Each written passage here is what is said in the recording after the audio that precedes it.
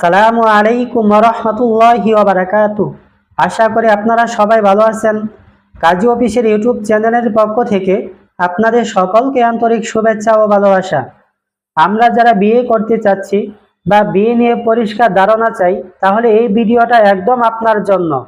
আমরা যারা সাধারণ মানুষ আছি, আমাদের মনে অনেক প্রশ্ন থাকে যে কাজী অফিসে বিয়ে করলে কি কি কাগজ লাগে, কাজী অফিসে বিয়ে করলে কতজন সাক্ষী লাগে, এবং কাজী অফিসে বিয়ে করলে একজন কাজীকে কত টাকা ফি দিতে হয়।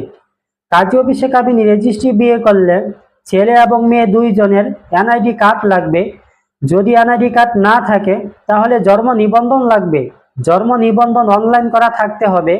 যদি অনলাইন করা না থাকে তাহলে জন্ম নিবন্ধনের মূল কপি সাথে করে নিয়ে আসতে হবে। যদি জন্ম নিবন্ধন না থাকে তাহলে স্কুল সার্টিফিকেট অথবা মার্কশিট অথবা পাসপোর্ট, এই কাগজগুলো যে কোনো একটি কপি সাথে করে নিয়ে আসতে হবে।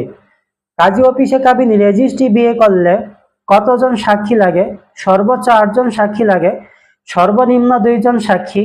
2 জন সাক্ষী নিয়ে আসলে আপনার বিয়ে সম্পূর্ণ হয়ে যাবে ইনশাআল্লাহ। কাজী অফিসে কাবিনী রেজিস্ট্রি বিয়ে করার পরে একজন কাজীকে কত টাকা ফি দিতে হবে?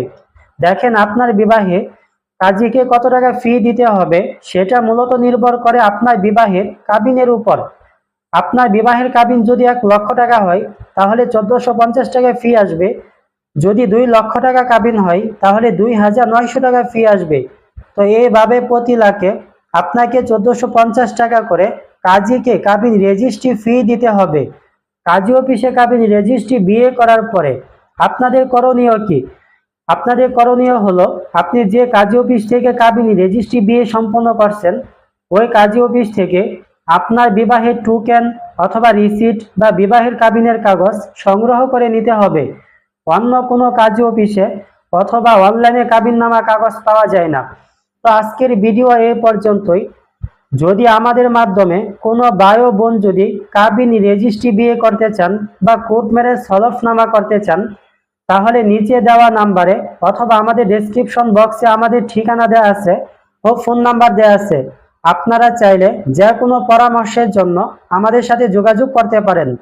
আমাদের ভিডিওটি যদি আপনাদের কাছে ভালো লাগে তাহলে আশা করব আমাদের চ্যানেলটি সাবস্ক্রাইব করে আমাদের পাশে থাকবেন ইনশাআল্লাহ। আসসালামু আলাইকুম ওয়া রাহমাতুল্লাহ।